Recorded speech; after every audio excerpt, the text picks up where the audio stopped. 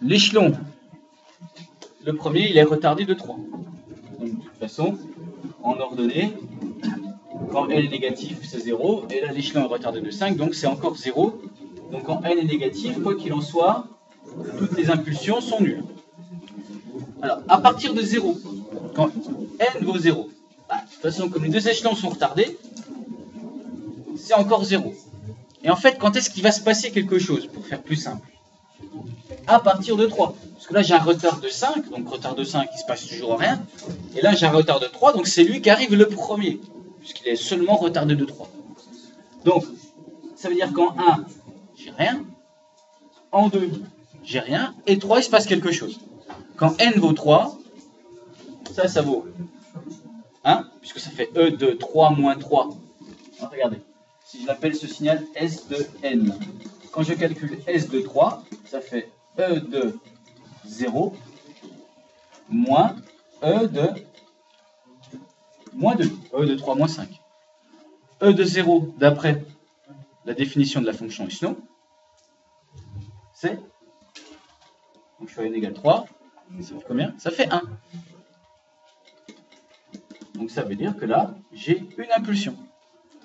Ensuite, quand n vaut 4, bah toujours 1.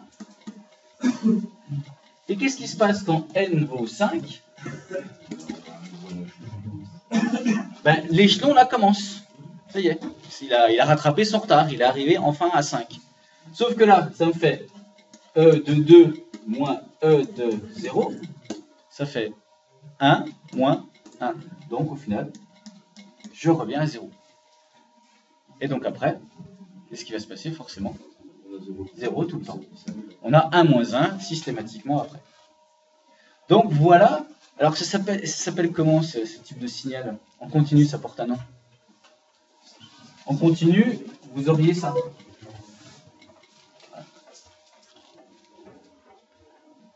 En physique, il donne un petit nom ça. Hein? Comme pour les voitures, pour le permis. Il faut vous garer. Un créneau. Voilà, ça y est.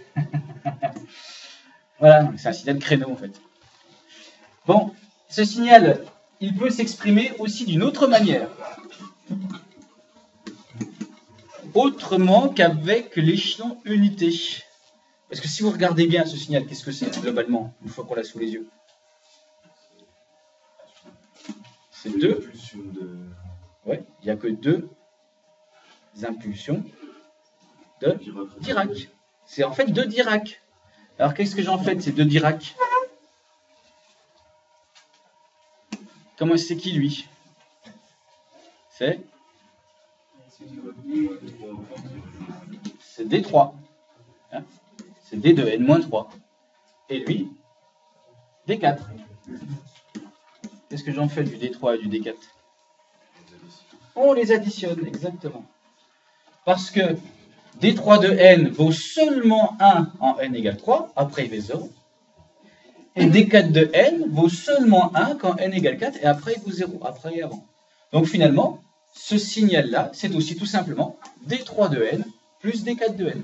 Je vous en parle parce que quand on va calculer et transformer en Z, bah, souvent, quand on sera sur des signaux aussi simples, il sera peut-être plus facile de l'exprimer à l'aide du Dirac, qui est une fonction simplissime, donc des calculs beaucoup plus simples, qu'avec l'échelon unité. Même si l'échelon unité, c'est pas non plus un truc très facile, très compliqué. Donc cela, E de n-3 moins E de n-5, qu'on aurait pu aussi écrire de la même manière, E3 de n moins E5 de n. E3 de n moins E5 de n, c'est la somme des deux Dirac, D3 plus D4. Mais si vous voulez, quand on le représente graphiquement, c'est beaucoup plus facile à voir. Donc là, il y a un petit piège hein, dans le 2 de D-4. C'est qu'on a affaire à un Dirac. Alors, attention, le mot échelon, voilà. C'est une impulsion qui a une amplitude ou une hauteur, si vous voulez, de 2. C'est-à-dire que, avant, bah, c'est 2 de partout, forcément. 1, 2, 3, et à 4, impulsion, mais elle monte de 2. après, bien sûr, c'est 0. Puisque c'est 2 fois d de n-4. Donc si vous remplacez n par 4, ça fait 2d de 0. d de 0, ça fait 1. 2 fois 1, 2. Donc attention, là, on a une amplitude différente. R de n plus 1. On va passer à la suite. R de n plus 1, qu'est-ce que c'est? C'est le rampe avancé de 1. Donc le rampe avancé de 1, ben, pour le dessiner, ben, déjà on va dessiner le rampe. Voilà. Ça c'est R de n. Et R de n plus 1, on le déplace vers la gauche. Donc ici, on a le 0, on a le 1, etc. Donc à partir de 0, il vaut 1, le R de n plus 1.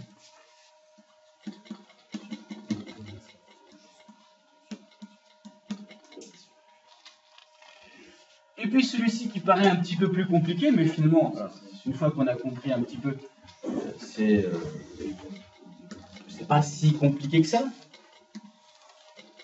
Alors, E de n moins E de n moins 4, on a affaire à quoi? On a affaire à deux échelons qui vont donner quoi? On l'a vu dans... Qui vont donner un créneau. Hein, voilà. On va voir si qu'on sera tout nul, et puis il y a des moments où ça vaudra 1, puis après ça reviendra à 0. Ce créneau, on va l'identifier. Alors, de toute façon, déjà, comme on a un retard nul ici, puis après un retard de 2, un retard de 4, un retard de 2, c'est déjà nul pour tous les négatifs. Pour au-dessus de 4, comme là c'est un Dirac qui sera nul de toute façon quasiment partout, et après n égale 2, il est nul, donc effectivement, à partir de 4, ce sera nul aussi partout. Est-ce que ça va? Ouais. Alors, on regarde là où il y a des problèmes. Pour l'instant, ben, quand n vaut 0, ben, ça fait 1 ici, et puis là, ça fait 0. Quand n vaut 1, pareil. Ah, et quand n vaut 2, ça fait 0 à cause du Dirac. 1 moins 0, alors que là, ça fait toujours 0. Donc, quand n vaut 2, j'ai un trou. Puis n vaut 3. Je reviens à 1. Oui, pardon, j'ai mal fait mon échelle, excusez-moi. Et quand n vaut 4, hop. Je triche un petit peu. Et quand n vaut 4, eh bien forcément, je retombe à 0. J'ai 3, j'ai 1. Voilà. Donc finalement, j'ai 3 impulsions. En 2, j'ai un trou. Et puis après, on peut remplacer par 3 Dirac. Et bien sûr, on peut remplacer tout ça par 3 Dirac. Ça nous ferait D de n plus D1 de n plus D3 de n. Voilà, tout simplement.